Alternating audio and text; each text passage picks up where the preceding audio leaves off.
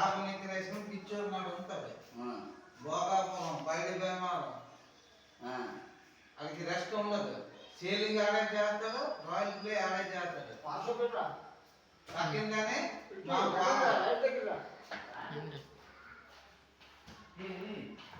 అలా ఉండకూడదు. ఇది క్లీనింగ్ చేయాలి. నాకు ధూళి ఏమంటే మా చొక్కా తీసి మంచం మీద భలే ఇది జల్లి వచ్చింది. నాకు దొరికిపోయిందండి ఇప్పుడు కలిసింది.